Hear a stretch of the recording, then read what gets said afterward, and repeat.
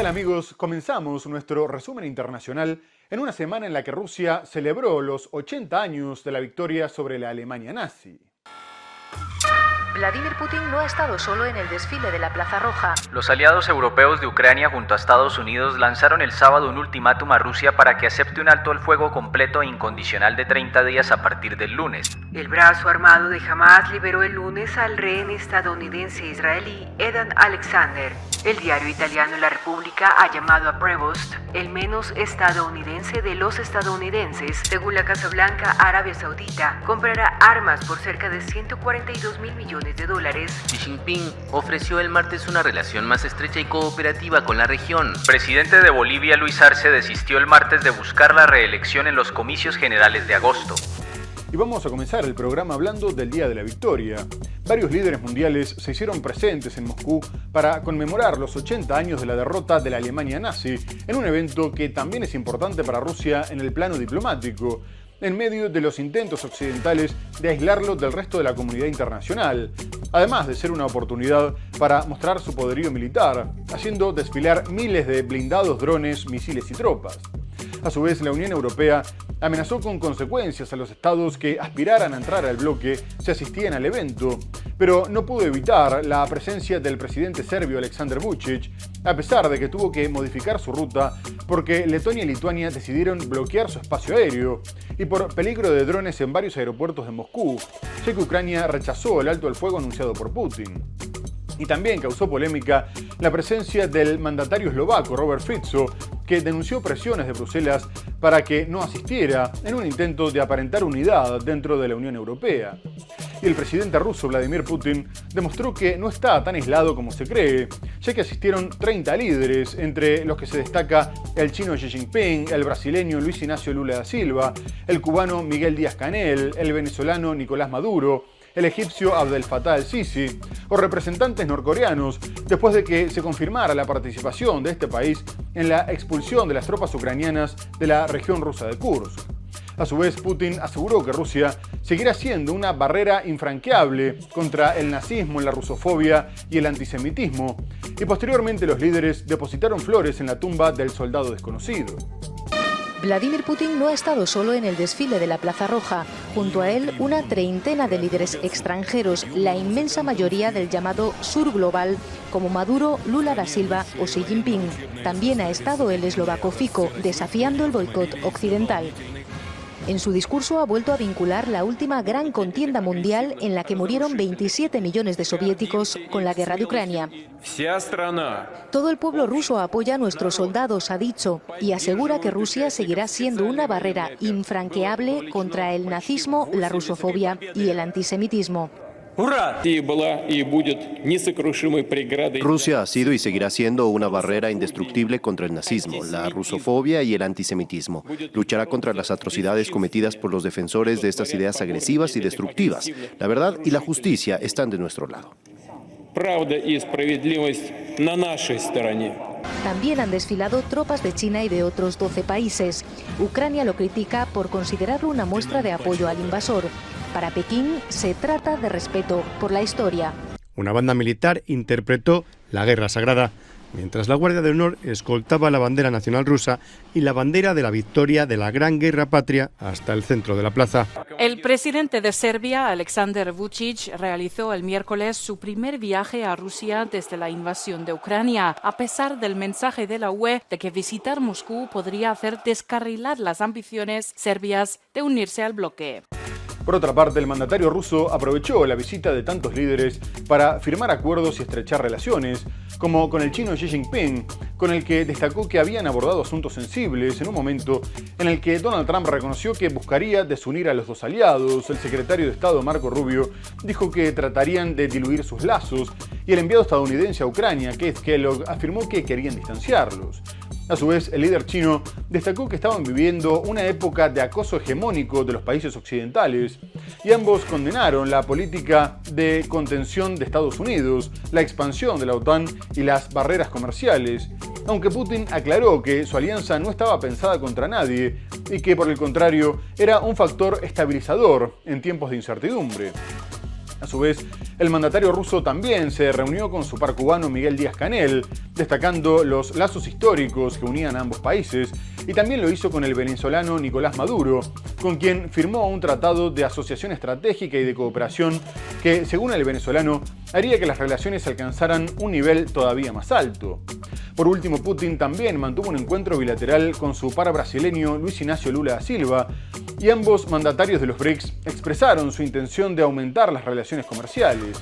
Lula dijo que estaba particularmente interesado en las áreas de defensa, espacio, ciencia y tecnología, educación y sobre todo en el tema energético. Asimismo, en cuanto a la guerra en Ucrania, comunicó que estaba comprometido con la paz y que buscaría una pronta solución junto con China y el grupo de países amigos. Durante su visita a Moscú, el presidente brasileño Luis Inácio Lula da Silva instó el viernes a reforzar la asociación estratégica de su país con Rusia en una reunión en el Kremlin con su homólogo ruso Vladimir Putin. El presidente de Rusia, por su parte, aseguró que Moscú y Brasilia han trabajado mucho para fortalecer las relaciones bilaterales en los últimos años. El comercio bilateral se está desarrollando. Me gustaría señalar que Brasil constituye una gran parte de nuestro volumen comercial con América Latina y el Caribe. Rusia busca profundizar lazos con otros países que no sean potencias occidentales desde que lanzó su ofensiva en Ucrania en febrero de 2022. Sus alianzas con estados como Brasil, China o India son vistas como un baluarte contra Estados Unidos y la OTAN. El presidente de Rusia, Vladimir Putin, recibió el jueves a su par de China, Xi Jinping. Xi elogió la cooperación entre ambos países en un contexto, según sus palabras, de unilateralismo y acoso hegemónico de los países occidentales. Establecidas por los cambios globales del siglo, ambas partes han continuado profundizando la confianza política mutua y la cooperación estratégica, manteniendo una estrecha coordinación y correspondencia en los asuntos internacionales e inyectando una valiosa estabilidad y energía positiva en una situación internacional llena de turbulencias entrelazadas. Putin aseguró, por su parte, que las dos potencias están desarrollando su relación en interés de sus pueblos y no en contra de nadie. Y el Día de la Victoria en Moscú tuvo su contraparte en Ucrania, a donde asistieron los mandatarios del Reino Unido, Francia, Alemania y Polonia, en un intento de mostrar unidad en su apoyo a Kiev. Y los aliados amenazaron a Rusia con imponer sanciones masivas si no aceptaba un alto al fuego total e incondicional de 30 días que comenzara el pasado lunes, y confirmaron la continuidad de la ayuda financiera y militar, una postura a la que se sumó también la presidenta de la Comisión Europea, Ursula von der Leyen. Además, los 5 líderes comunicaron que habían mantenido una llamada fructífera con Donald Trump y que el mandatario norteamericano compartía la necesidad de aumentar la presión sobre Moscú, sabiendo que ellos solos no tenían la capacidad de doblegar a Rusia, y mucho menos en un momento en el que sigue avanzando en las zonas del frente donde hay actividad, como Donetsk y Sumy. Por su parte, el presidente francés Emmanuel Macron dijo que Washington sería el encargado de supervisar la tregua, mientras que el alemán Friedrich Merz sumó a la amenaza la posibilidad de aprobar el envío de misiles de largo alcance Taurus, que tienen incluso más autonomía que los entregados por el resto de los aliados. Merz advirtió que el conflicto estaba amenazando todo el orden político europeo, por lo que el Kremlin no debería subestimar la presión que Occidente estaba dispuesto a ejercer. No obstante, a pesar de los esfuerzos, el evento quedó opacado por las celebraciones en Rusia y las reuniones de Putin con varios líderes mundiales. Asimismo, Estados Unidos volvió a amenazar con abandonar completamente las negociaciones de paz si las partes no comenzaban conversaciones directas. Los aliados europeos de Ucrania junto a Estados Unidos lanzaron el sábado un ultimátum a Rusia para que acepte un alto al fuego completo e incondicional de 30 días a partir del lunes o se exponga a nuevas sanciones masivas. El ultimátum fue lanzado a Moscú durante una visita a Kiev de los dirigentes de Alemania, Francia, Polonia y el Reino Unido, que afirmaron contar con el apoyo del presidente de Estados Unidos, Donald Trump. Acordamos que un alto el fuego completo e incondicional durante al menos 30 días debería comenzar el lunes 12 de mayo. Juntos exigimos esto de Rusia y sabemos que estamos apoyados en esto por los Estados Unidos de América. Un alto el fuego incondicional significa sin ninguna condición. Rusia respondió asegurando que reflexionará sobre la propuesta de tregua, pero que es inútil presionar a Moscú, según declaró el portavoz del Kremlin Dmitry Peskov a la cadena CNN, según medios estatales rusos. El presidente francés Emmanuel Macron indicó que Estados Unidos supervisará que se respete la tregua y que todos los europeos contribuirán. Además, lanzó una advertencia a Rusia. En caso de una violación de este alto al fuego, estamos de acuerdo en que sanciones masivas se prepararían y coordinarían entre europeos y estadounidenses. El primer ministro británico Keir Starmer apuntó a la absoluta unidad alcanzada en la reunión, mientras que el jefe del gobierno alemán Friedrich Merz prometió que continuará la ayuda masiva a Ucrania, pues la guerra con Rusia no solo amenaza la integridad territorial de ese país, sino todo el orden político europeo. La visita de los líderes europeos a Kiev es una respuesta simbólica a las fastuosas celebraciones el viernes en Moscú por los 80 años de la victoria sobre la Alemania nazi, en presencia de varios dirigentes extranjeros, incluyendo el presidente chino Xi Jinping. Previamente, la Unión Europea y Ucrania también habían intentado presionar a Moscú, anunciando la creación de un tribunal en el marco del Consejo de Europa para juzgar a los máximos dirigentes rusos por la llamada Operación Especial, que consideran como un crimen de agresión.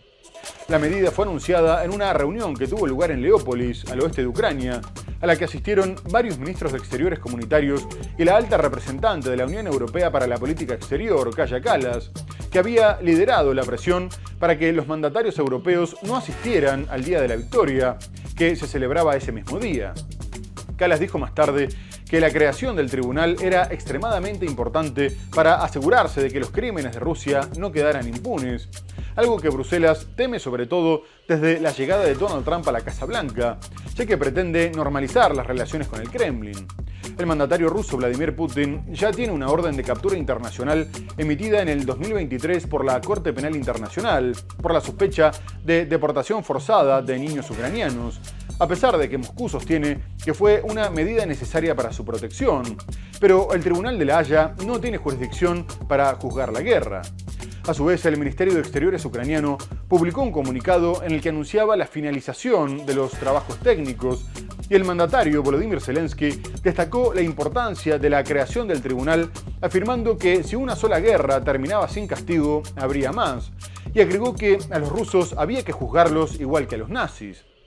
Asimismo, los cancilleres pusieron a disposición otros 1.000 millones de euros para la industria de defensa ucraniana, sacados de los ingresos generados por los activos rusos congelados, lo que en Moscú es considerado un robo.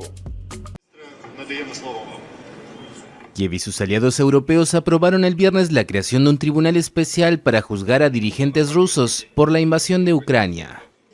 La instancia está diseñada para procesar a las máximas autoridades de Moscú por el crimen de agresión. La Corte Penal Internacional de La Haya emitió en 2023 una orden de detención contra el presidente ruso Vladimir Putin por sospechas de deportación ilegal de niños ucranianos a Rusia durante el conflicto. Pero el tribunal no tiene jurisdicción para juzgar al Kremlin por la decisión de lanzar una invasión. Para nosotros, lo más importante es preservar el principio de inevitabilidad del castigo para todos, incluidos el presidente de Rusia, el primer ministro de Rusia y el ministro de Relaciones Exteriores de Rusia. Por otro lado, la Unión Europea se comprometió a movilizar 1.000 millones de euros de ingresos generados por activos rusos congelados a empresas de armamento en Ucrania. La reunión de varios ministros de Relaciones Exteriores del bloque fue una muestra de apoyo a Kiev en el mismo día en que Rusia conmemora el 80º aniversario del fin de la Segunda Guerra Mundial con un desfile militar en Moscú, con la asistencia de dignatarios extranjeros. Si están a favor de la paz, deberían estar hoy aquí en Ucrania, no en Moscú. Rusia sigue librando aquí en Ucrania la guerra más devastadora desde 1945. Hace 80 años Hitler bombardeó Ucrania, hoy Putin está haciendo lo mismo. Rusia reaccionó a la creación del tribunal con indiferencia, pero sí respondió al ultimátum de la OTAN para un alto al fuego. El mandatario Vladimir Putin reiteró que no aceptaría una tregua de un mes si Ucrania no se comprometía antes a no utilizarla para recibir armas o mejorar sus posiciones en el frente, pero propuso retomar las negociaciones directas que Kiev decidió interrumpir en marzo del 2022 y llamó a hacerlo sin condiciones previas, ya que ninguno que realmente quisiera la paz podía negarse. Además, el presidente dijo que no descartaba que las negociaciones derivaran en otras treguas, pero que en principio se tenían que centrar en las causas iniciales del conflicto. Poco más tarde, Zelensky insistió en que las conversaciones tendrían que llevarse a cabo en medio de un alto al fuego, pero que iría personalmente a Turquía para verse directamente con Putin. Y la postura de Zelensky fue respaldada por sus aliados. El francés Emmanuel Macron dijo que la oferta del Kremlin era un primer paso, pero que no era suficiente. Y el alemán Friedrich Merz sostuvo que antes de las negociaciones tenían que callar las armas. Sin embargo, Donald Trump volvió a adoptar una postura diferente y tras mostrarse abierto a aumentar las sanciones contra Moscú si rechazaba un alto al fuego, dijo que si Putin quería reunirse, Ucrania lo tenía que aceptar inmediatamente, por lo menos para averiguar si era posible llegar a un acuerdo de paz, y de lo contrario podrían actuar en consecuencia. Por su parte, el mandatario turco Recep Erdogan dijo que su país estaba listo para albergar eventuales negociaciones y se comunicó con el francés Emmanuel Macron para advertirle que no se podía desaprovechar esa oportunidad. El presidente ucraniano Volodymyr Zelensky afirmó el domingo estar dispuesto a reunirse personalmente con su par ruso Vladimir Putin en Estambul. Esto luego de que Estados Unidos sugiriera la necesidad de conversaciones directas para determinar la posibilidad de un acuerdo de paz. Я буду в цей четвер, 15 травня, в Туреччині. Estaré en Turquía este jueves 15 de mayo y estaré esperando a Putin en Turquía, personalmente, y espero que esta vez Putin no busque razones por las que no puede hacer algo. Estamos listos para hablar, para terminar la guerra. Jueves, Turquía. El presidente Trump ha brindado su apoyo. Todos los líderes apoyan esto. Президент Трамп підтримав. Всі лідери підтримують. El presidente estadounidense Donald Trump instó a Ucrania a aceptar la reunión del jueves. Putin propuso el domingo negociaciones directas y sin condiciones previas con Ucrania en la ciudad turca. Permítanme repetir, Rusia está lista para negociaciones sin ningún tipo de condiciones previas. Actualmente los combates, la guerra, están en curso, y proponemos reanudar las negociaciones que no fueron interrumpidas por nosotros. ¿Qué podría estar mal con eso? Aquellos que realmente quieren la paz no pueden sino apoyar esto. Putin no descartó que en el diálogo que propuso se acuerde algún nuevo tipo de alto el fuego, pero agregó que el objetivo de los encuentros debería ser eliminar las raíces del conflicto. El presidente turco Recep Tayyip Erdogan confirmó el domingo la disposición de su país a acoger las negociaciones. Moscú y Kiev no han mantenido conversaciones directas desde marzo de 2022. Y ahora vamos a dejar de lado la guerra en Ucrania para hablar de los conflictos en Medio Oriente. Hamás liberó al último rehén estadounidense con vida que tenía en su poder, como un gesto tendiente a alcanzar un alto al fuego con Israel, y después de que la administración de Donald Trump intercediera para conseguirlo. Se trata de Edan Alexander, un joven de 21 años que fue secuestrado el 7 de octubre del 2023, mientras estaba sirviendo en la infantería de élite en la frontera con Gaza.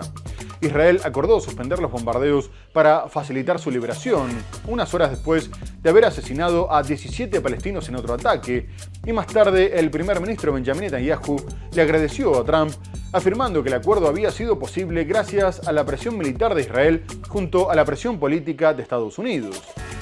A su vez, la Casa Blanca afirmó que se había tratado de un acto de buena fe por parte de la organización islamista, sin condiciones ni intercambio alguno. Y lo mismo comunicó Israel, que al haber quedado afuera de estas negociaciones no se tuvo que comprometer a liberar prisioneros palestinos ni a un alto al fuego. No obstante, se informó que jamás esperaba que este gesto fuera correspondido por el presidente norteamericano y que presionara para el fin de la guerra a cambio de la liberación del resto de los cautivos, una posibilidad que ya fue rechazada por Netanyahu, porque permitiría que Hamás permaneciera en el poder, aunque la organización aseguró que estaba dispuesta a ceder la responsabilidad ejecutiva a un comité técnico independiente, con el fin de alcanzar la paz y la estabilidad por muchos años. Mientras tanto, las familias de los rehenes se congregaron en Tel Aviv para protestar por el privilegio que suponía tener nacionalidad extranjera para ser liberados. El brazo armado de Hamás liberó el lunes al rehén estadounidense israelí Edan Alexander. Alexander era el único rehén vivo con nacionalidad estadounidense que seguía cautivo en Gaza desde su secuestro durante el ataque sin precedentes de Hamás en territorio israelí el 7 de octubre de 2023. En ese momento servía en una unidad de élite en el sur de Israel. El movimiento islamista palestino anunció el lunes mediante un comunicado la liberación del soldado, tras contactos con la administración estadounidense y en el marco de los esfuerzos que realizan los mediadores para alcanzar un alto al fuego. El Comité Internacional de la Cruz Roja confirmó posteriormente el traspaso de Alexander al ejército israelí, que también afirmó que el rehén le fue entregado en la Franja de Gaza y ya se encontraba en Israel. El gobierno de ese país le dio las gracias por su ayuda al presidente de Estados Unidos, Donald Trump, y afirmó que enviará una delegación a Doha el martes para participar en negociaciones sobre los rehenes. Este es un momento muy emotivo. Edan Alexander ha regresado a casa. Lo abrazamos a él y a su familia. Esto se logró gracias a nuestra presión militar y la presión política ejercida por el presidente Trump. Esta es una combinación ganadora. Hoy hablé con el presidente Trump. Me dijo, estoy comprometido con Israel. Estoy comprometido a seguir trabajando estrechamente contigo para lograr todos nuestros objetivos de guerra, liberar a todos los rehenes y derrotar a Hamás. Estas cosas van de la mano, están interconectadas. Mientras tanto, Israel continuó con los ataques aéreos sobre Gaza, matando a decenas de personas en un ataque contra una escuela de la Agencia de Naciones Unidas para los Refugiados Palestinos en Jabalia, donde se encontraban varios desplazados.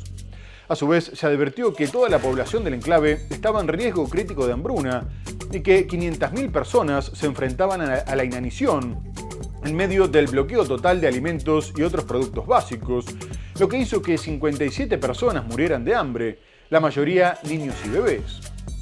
Por otra parte, se destacan algunos roces con Estados Unidos. Los medios aseguran que la decisión de Donald Trump de no visitar Israel en su viaje a la región generó malestar en el gobierno de Netanyahu, al igual que su acuerdo de alto al fuego con los hutíes de Yemen, que contempla el fin de los ataques contra embarcaciones comerciales en el Mar Rojo, pero no incluyó el cese de disparos contra Israel, mientras que los aliados también discreparon en cuanto a las negociaciones nucleares con Irán. A su vez, el mandatario norteamericano pidió el fin de la guerra en Gaza, y poco más tarde Netanyahu dijo que su ejército entraría en el enclave con toda su fuerza, siguiendo su plan de conquista y ocupación de los territorios. Además, el primer ministro israelí dijo que no contemplaba ningún escenario en el que su país detuviera la guerra, incluso si Hamás ofrecía liberar a todos los rehenes, y agregó que estaban trabajando para encontrar países dispuestos a aceptar a los palestinos una vez que fueran expulsados. No obstante, en el fondo continúan alineados, ya que el plan de Trump también contempla el desplazamiento forzado de la población para apropiarse del territorio. El ejército de Israel entrará con toda su fuerza en la Franja de Gaza en los próximos días. Así lo anunció el martes el primer ministro Benjamín Netanyahu, quien descartó cualquier escenario en el que su país detenga la guerra, exceptuando alguna tregua temporal para garantizar la liberación de rehenes. En los próximos días, iremos con toda nuestra fuerza para completar la operación. Completar la operación significa derrotar a Hamás, destruir a Hamás. El jefe del gobierno israelí también habló de la posible reubicación de parte de la población gazatí en otros países. Según él, más de la mitad de las personas se irá si se le ofrece la posibilidad de abandonar el enclave. Pero el problema de nuestro lado se reduce a una sola cosa: necesitamos países dispuestos a acogerlos. En eso estamos trabajando actualmente. El 5 de mayo, Israel anunció una nueva campaña militar sobre la Franja de Gaza, que contempla la conquista del territorio palestino.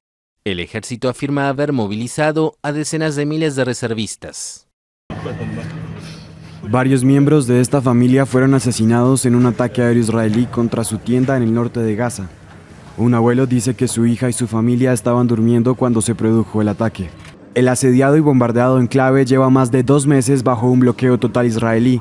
Miles de personas acuden en masa a los comedores de beneficencia en busca de una comida cocinada, pero el personal afirma que la mayoría de los que acudieron el viernes volvieron a casa con las manos vacías.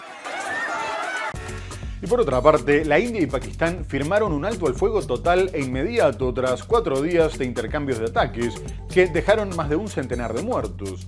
El anuncio estuvo a cargo del presidente estadounidense Donald Trump, que felicitó a ambos países por su sentido común y su gran inteligencia, después de que mediaran entre las partes su secretario de Estado Marco Rubio y el vicepresidente J.D. Vance, mientras que el secretario general de Naciones Unidas, Antonio Guterres, pidió que la tregua permitiera alcanzar una paz duradera. El intercambio de fuego había ido escalando, ya que si bien en un primer momento se limitó a Cachemira, posteriormente fue atacada Islamabad y la vecina Rawalpindi, donde se ubica el cuartel general del ejército y de los servicios de inteligencia, aunque la mayoría de los misiles fueron interceptados y no hubo daños graves. De cualquier forma, esto aumentó la preocupación internacional por la posibilidad de una guerra abierta entre las dos potencias nucleares, aunque el Ministerio de Defensa pakistaní aseguró que todavía no contemplaban la opción nuclear. No obstante, poco después, India acusó a Pakistán de violar el alto al fuego en varias ocasiones, lo que fue confirmado por los medios ubicados en la Cachemira administrada por la India, donde se escucharon varias explosiones, y el gobierno de Narendra Modi anunció represalias. La India había iniciado el intercambio sosteniendo que actuaba como respuesta al ataque terrorista del pasado 22 de abril, que dejó 26 muertos, y que había apuntado contra 9 bases terroristas, mientras que Islamabad dijo que había sido un ataque contra la población civil y lo consideró como un acto de guerra. India y Pakistán acordaron el sábado un alto el fuego total e inmediato después de varios días de ataques mutuos con aviones de combate, misiles, drones y artillería. Funcionarios de Nueva Delhi e Islamabad confirmaron la información minutos después de que el presidente de Estados Unidos, Donald Trump, lo anunciara en su red Truth Social, felicitando el sentido común de ambos países en un conflicto que ha dejado más de 60 muertos. Instructions have been given on both sides. Se han dado instrucciones a ambas partes para implementar este entendimiento. Los directores generales de operaciones militares volverán a hablar el 12 de mayo a las 12 horas. El jefe de la diplomacia estadounidense, Marco Rubio, declaró que el alto el fuego se produjo después de que él y el vicepresidente J.D. Vance se entrevistaran con altos funcionarios de ambas partes. La noticia de la tregua fue celebrada en Reino Unido, antigua potencia colonial del subcontinente indio y hogar de una enorme diáspora de ambos países. El secretario general de la ONU, Antonio Guterres, aplaudió el cese al fuego y aspiró a que este paso positivo conduzca a una paz duradera, según su portavoz. Sin embargo, horas después, India acusó a Pakistán de repetidas violaciones del alto el fuego y anunció represalias. Pakistán atacó el sábado zonas fronterizas de India en represalia por los misiles disparados horas antes contra 3 de sus bases aéreas. Poco antes del amanecer del sábado, el fragor del conflicto llegó a la capital pakistaní, con 2 fuertes explosiones que sacudieron Islamabad y la vecina ciudad de Rawalpindi, cuartel general del ejército y de los servicios de inteligencia. La escalada entre las dos potencias nucleares empezó con el atentado del pasado 22 de abril en la Cachemira administrada por India, en el que murieron 26 turistas, en su mayoría hombres hindúes. Muy bien amigos, tenemos que hacer una breve pausa comercial para hablar del nuevo Papa, de la tregua en la guerra comercial entre Estados Unidos y China y mucho más. No se vayan, ya volvemos.